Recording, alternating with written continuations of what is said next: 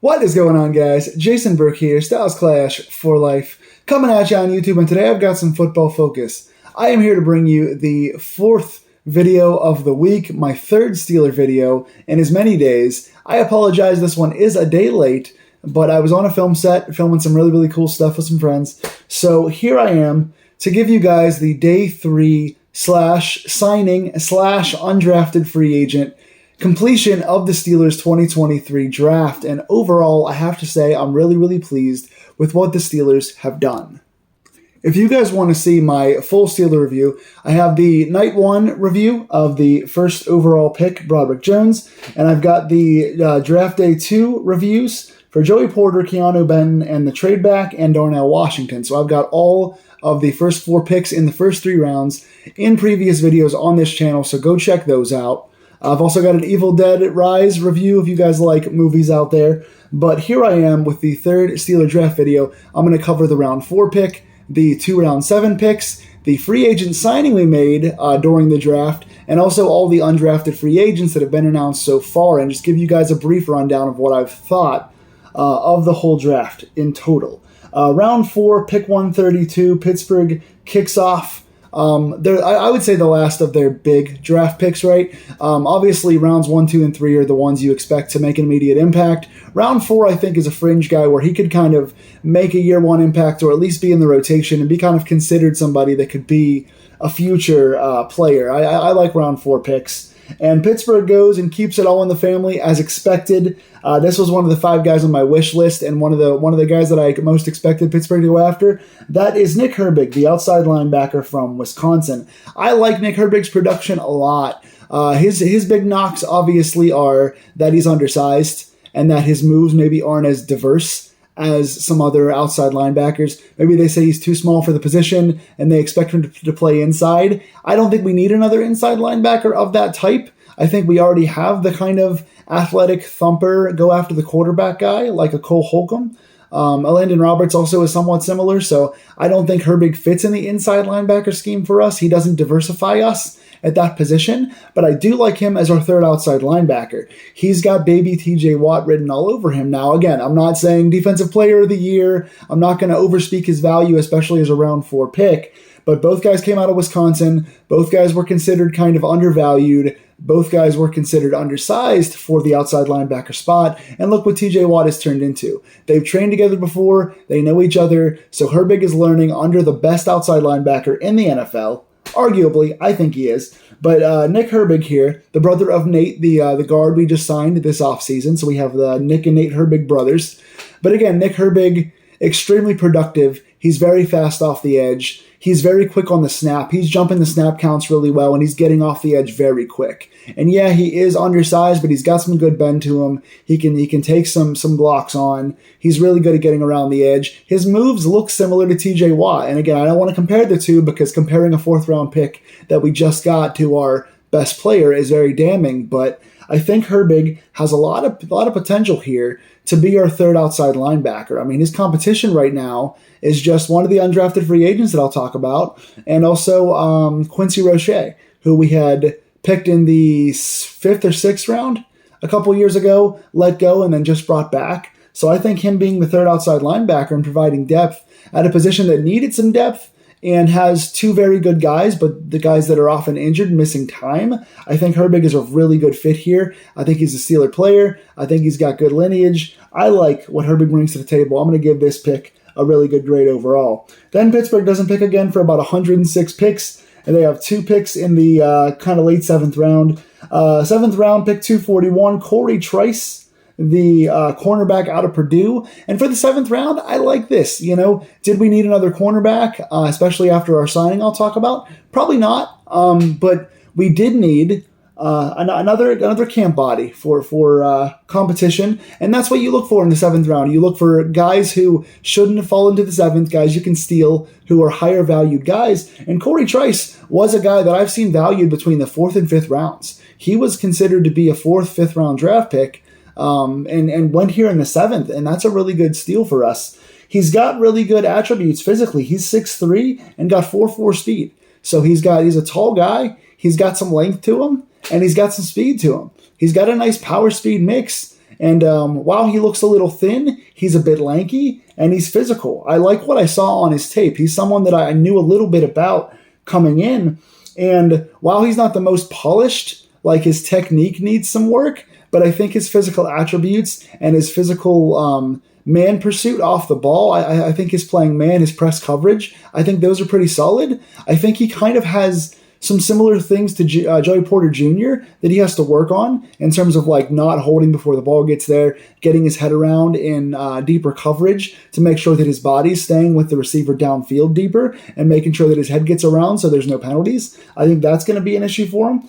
He did have an injury, I think, in 2021. So there's got a brief history there. But overall, yeah, like I said, 4.4 speed. In 30 games, he had 106 tackles, 5 interceptions, and 15 pass breakups. He's around the ball a lot. He likes being physical, and he's a tackler when the guy gets the ball as well. So I think for a 7th-round pick, there's some value here, and there's a chance that he could be on the roster. I don't know. Obviously, we have our 3 outside starters, and we just signed another inside guy. So you got 4 to 5 guys already guaranteed here. So is he going to make the roster? Chances are slim, but again, for a 7th-round guy who I had valued somewhere in the 4th or 5th, this is not bad. I like this pickup. Then we had the final pick of the draft for us, round 7, pick 251, Spencer Anderson, the guard out of Maryland. I don't know much about Spencer Anderson, I'll be honest. I do know that he is a big physical guy. He played on all 5 spots of Maryland's offensive line in his career, both tackles, both guards, and center. Specializes more at the guard spots and the center spot. Is known for being able to play both guard spots. I just don't know how he fits here. I understand you're going for like prospects. You're going for physical guys. But we signed James Daniels last year. We just signed Sayamalu. We just signed Herbig. We still have Dotson here, who was a starter last year. And then we have Kendrick Green, who was drafted 2 years ago, who's probably going to be cut. But we have 5 guards right now, and 4 of those guys have legit starting potential. So I don't even know how this guy gets on the roster because I think you're only going to keep, 4 guards maximum. You're probably going to wind up getting rid of Dotson in a trade.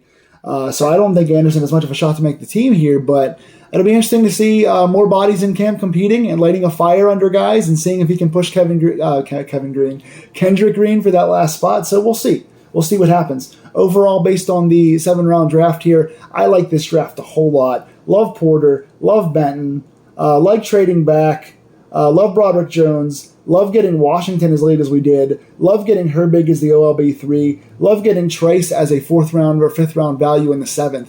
Those are all excellent picks. I can't tell you much about Anderson, but I love what we did in this draft. I'm going A to A+.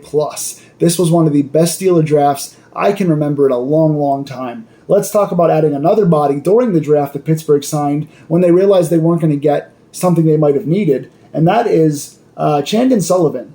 He is an NFL veteran going into his 6th season, and he got signed after the 4th-round pick. So Pittsburgh realized the pickings were slim for slot corners. Chandon Sullivan has been known as a slot corner specialist. He's not an outside guy. He is a slot specialist, and that's something we need. Because, Patrick Peterson can play inside a little bit, and he's probably going to be playing inside if Porter pans out this year, because you're going to see Levi Wallace on the outside and Porter on the outside, and Peterson play inside. If you can get all 3 of those guys on the field at the same time, that'd be great. But as far as slot corners, we've moved Trey Norwood back to safety. So the only legit slot corner we have right now is Arthur Maulet, who I like around the line of scrimmage. He's a really good run tackler. He's good in run defense. He can hit some guys. But as far as coverage, and especially deep coverage, he's not great. So we have one legit slot corner, and he's not complete. So to add Chandon Sullivan at slot corner fills a nice need for a depth piece. He can be that, slot corner if you need him to be. If for some reason one of the outside guys doesn't pan out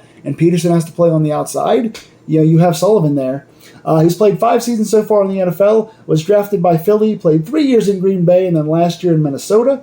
In his time in the NFL, he's got 169 tackles, 1 forced fumble, 1 fumble recovery, 5 interceptions, and 1 touchdown. He also had 2 other touchdowns called back. One was short on a ref play stoppage, and there was another one that he got screwed out of as well. So he's got some productivity.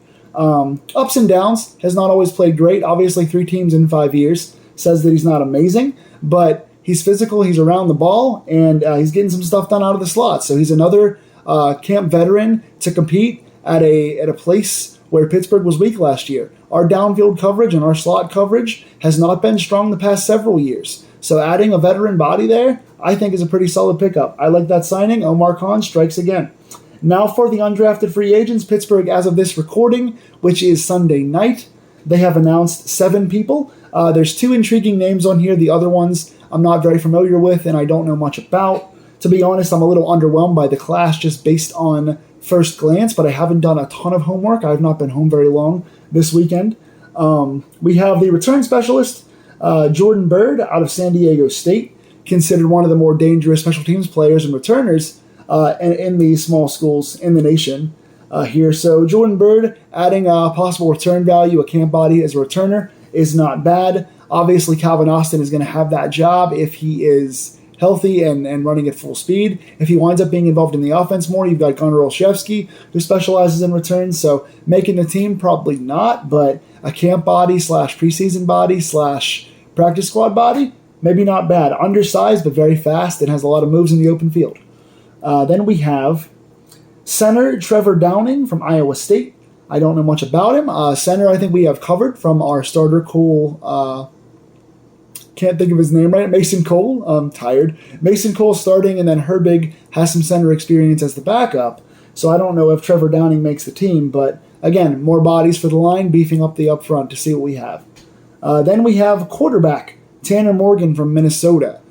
People wanted a quarterback 3. I was hoping we would draft one in the 7th round and give a guy a shot. We did not. A couple of the better quarterbacks that I thought could be there in the 7th round, like Stetson Bennett, went earlier in like the 4th round. So not a lot of pickings for late round quarterbacks here. But Tanner Morgan out of Minnesota, I watched a lot of this guy's tape. He had Tyler Johnson, who's played in the NFL, and Rashad Bateman, who's obviously a Raven. Those were his main receivers at Minnesota. He's got really gaudy stats and big numbers, but a lot of what I saw on all of his tapes were just him kind of throwing the ball up down the sideline and his very talented receivers going to get the ball, and also underthrowing a lot of balls too. So what I saw of Tanner Morgan, he seems to underthrow a lot, he seems to throw late a lot, and he seems to kind of just like let his receivers make plays, and then the throws really aren't on him. I haven't seen a lot of arm strength or even a ton of accuracy to warrant those big plays by the receivers. So I'm not terribly impressed with Tanner Morgan yet, but hey, who knows? He's got a bunch of NFL receiver connections, so we'll see what happens there. Battling for quarterback 3. I just don't want to see Mason Rudolph come back personally, but we'll see what happens. Then we have defensive end James Nyamwaya out of Merrimack. Seems like he's got a motor, but it's a very small school, so I don't know much about him. And then this is the guy I'm most excited about. This is the guy I think that's got the best shot of making the team, and that is David Perales, the outside linebacker / D end from Fresno State. Watching this guy's tape, he's got a motor. Was very productive at Fresno State. I mean, wound up with like 49 tackles last year, 11.5 sacks, 14 tackles for a loss. He had, I think, 2 forced fumbles, a fumble recovery, 4 or 5 batted balls. So he's just very productive around the line of scrimmage. He's quick for his size. He gets to the quarterback and he hits hard. And he's one of those streaky players that when he starts having a good game and getting himself in the backfield, he's there a lot. He had one game where he had 4 sacks, where he was just beating guys up. Seems like he's really quick for his size, and he's just productive. He's active around the line of scrimmage. He's looking to bat balls. He's looking to strip the ball. I just like his instincts, and I like his intensity. Very aggressive player. And again, outside linebacker is a spot where there are no guarantees. You know, Nick Herbig, is it Nick or Nate? Nick Herbig should be our outside linebacker 3, and Quincy Roche should be battling for 3/4. But now there's competition for Roche with this young man, David Perales, who I'm very excited to watch in preseason. I like this pickup. Then we have the kicker out of Clemson, KB Potter, who, from what I saw, was decent, but I cannot recall a lot of what he's done. And then one of the more intriguing names that I don't think is going to make the team, but it's still an intriguing name. It is fullback Monte Pottebaum from Iowa. I like this guy's a Steeler kind of guy. Again, a fullback probably not going to make the team here. We have some running backs already set up. Obviously, the signing of Darnell Washington means that Connor Hayward, who was very successful last year, who's played a lot of fullback at Michigan State, is going to be playing fullback here in Pittsburgh. We've already got one fullback we barely even use we're not going to be having two fullbacks on this team. But Pottebaum, and watching his footage, he's a hitter, man. He is out there looking to seek and destroy. He's in the open field trying to find bodies to hit. He's not afraid of contact. He's got a very just like Southern maniac mentality out there. I like what I've seen from this guy. So I enjoyed watching his blocking tape. So another guy I'm going to keep my eyes on, watching him block in the preseason and just see what he does. I don't think he's going to make the team. I think the only guy that's got a real shot there is David Perales. But we will see. Overall, like I said, I love everything we did in the first 4 rounds. I love all of these main picks we got. We filled 5 areas of need. We traded up to get our guy a tackle. We traded back and got our pick back. We got one of the value steals of the draft in Washington. We got a big legit nose tackle in Benton. We got an outside physical corner in Porter, and we got a third string outside linebacker with big time potential in Herbig. And then Trice was a good value pickup. Chandon Sullivan's a good veteran slot corner, and now a couple of names on the practice or the undrafted free agents to look for. So Pittsburgh is making moves. I love what we're doing. We're getting aggressive. We're getting big. We're getting athletes. We're getting areas of need. Omar Khan nailed this draft. Just couldn't be any more happy with what we did over the course of the last 3 days. Tell me in the comments below, what are your pickups for day 3? Who did you want to see us get, and do you like who we did get? And your overall thoughts on the draft, the Chandon Sullivan move, and the undrafted free agents. Who should I look out for? Who have I not seen on this list that could really make a splash this coming camp / preseason? Tell me in the comments below. Please like, share, and subscribe. And I am finally going to go get some rest. Let's cheer for the Steelers, and let's talk about what a good draft this was. Wins all around. Go Steelers.